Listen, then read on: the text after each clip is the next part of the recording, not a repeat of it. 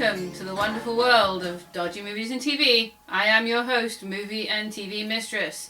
And since it is a 30th anniversary of Back to the Future 2, I felt like I should wear my Back to the Future 2 jacket with my Princess Leia outfit. Because why not mix modes? And this week we are reviewing a sci-fi film from 1985. That's a pure coincidence. This week's film is D.A.R.Y.L. Don't remember it? That's okay. Not a lot of people do remember D.A.R.Y.L. But it's one of those kids' films, family films of the 80s that I kind of miss. Let's watch the trailer, shall we? He's a boy. He's 9 or 10 years old. And they need a foster home while they try and locate his parents. He's a mystery and a miracle. He's just a little boy, flesh and blood, isn't he? With a past he doesn't remember. D.A.R.Y.L is an experiment in artificial intelligence. Are you really my mom and dad? And powers he doesn't understand. You're now saying it can feel human emotion. Yes. He experiences pleasure and pain. The government designed him. You're asking us to destroy a child. Now they want him destroyed. The Youth Life Form project as of now is terminated. Paramount Pictures presents D.A.R.Y.L. Damn it, Major, if it was a proper roadblock, nobody should have crashed it. It's okay. I've done it before. These two must be caught or killed. We have no right to destroy him. Aboard! Aboard! D.A.R.Y.L, where are you? You're going to shoot it down? 10, 9, Please! 6, 5. It's only human to make mistakes, but D.A.R.Y.L never does.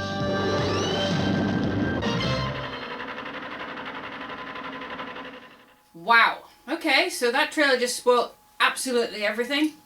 So, well done, trailer people who thought that, let's just tell you everything about D.A.R.Y.L and not leave it a surprise what D.A.R.Y.L is. Let's just tell you straight off, he's a data analyzing robot youth life form. Yes, I know, I'm a geek.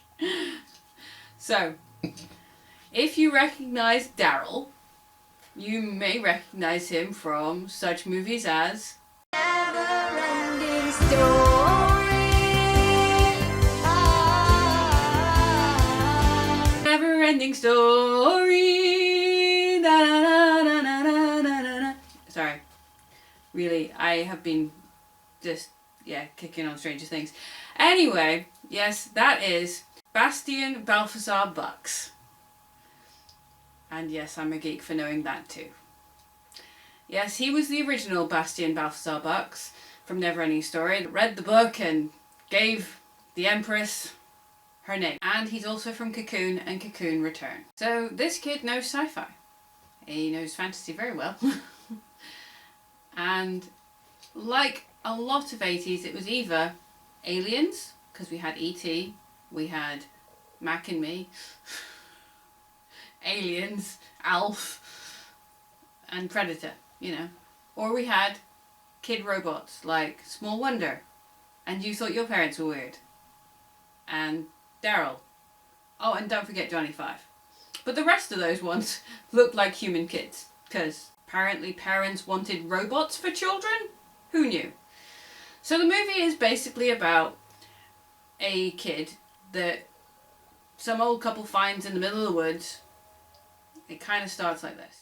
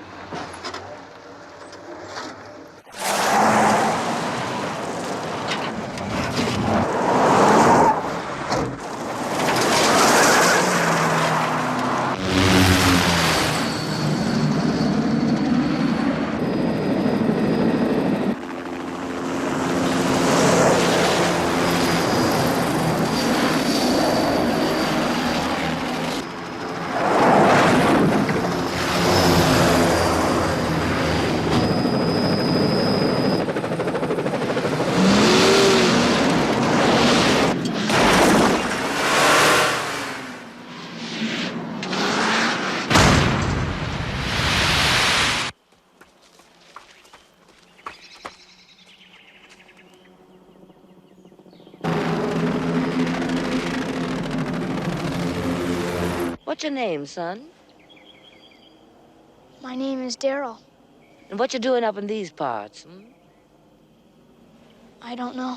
You just have to see the opening sequence and you will know that the Duffer Brothers definitely watched D.A.R.Y.L.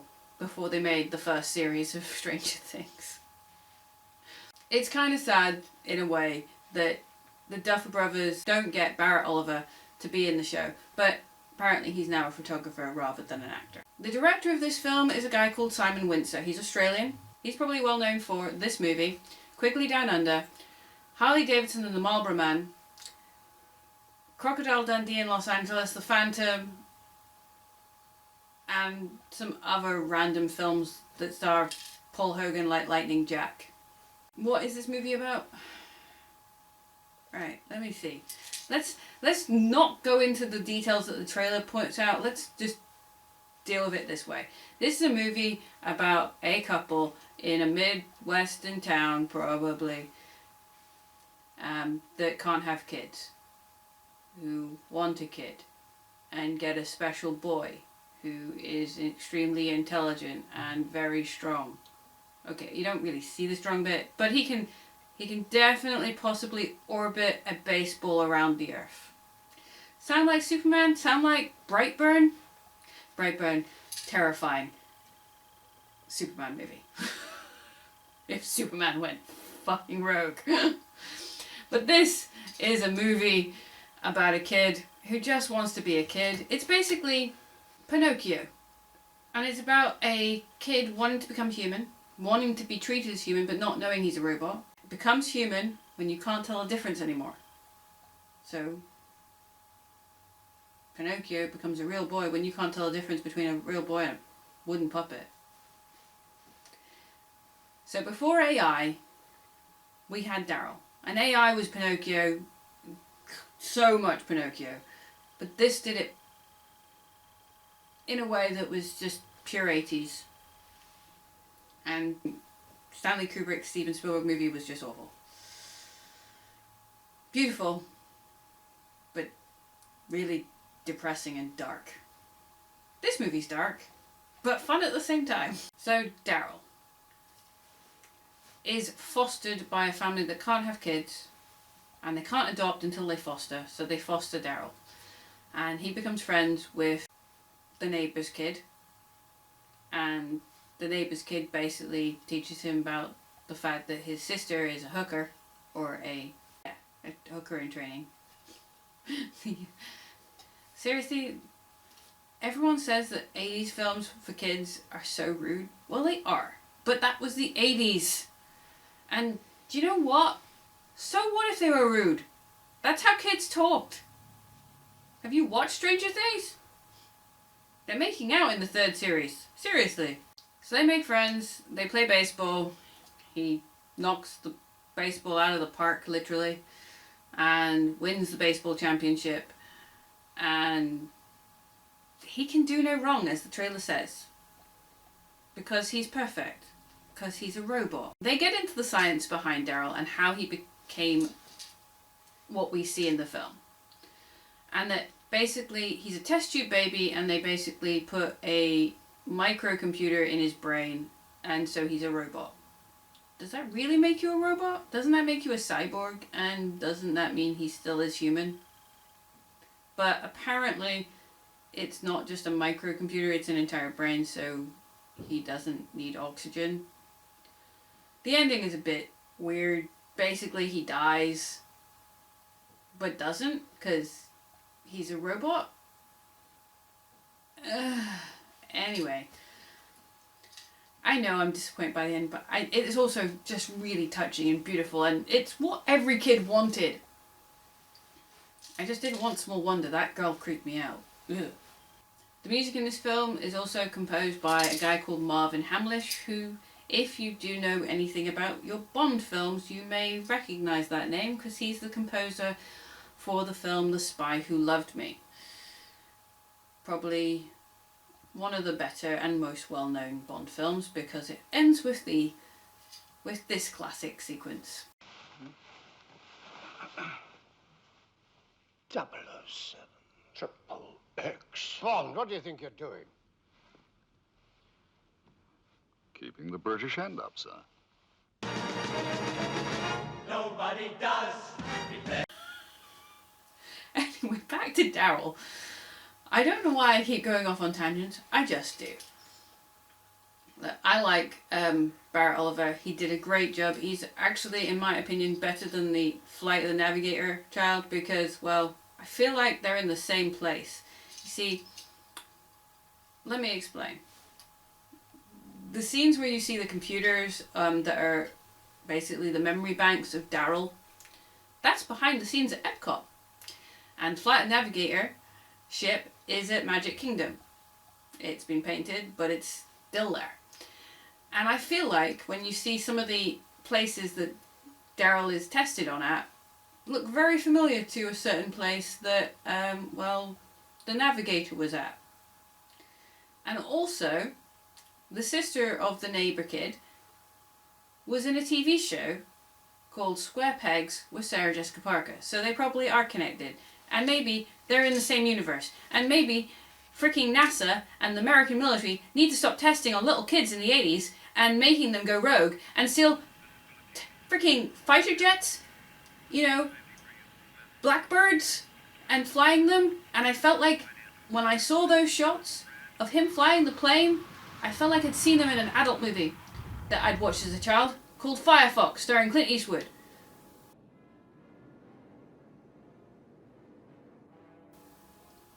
It's not the same plane, but do you know what? That plane also reminds me of a film where kids are tested on and treated like rubbish, and it's called X-Men.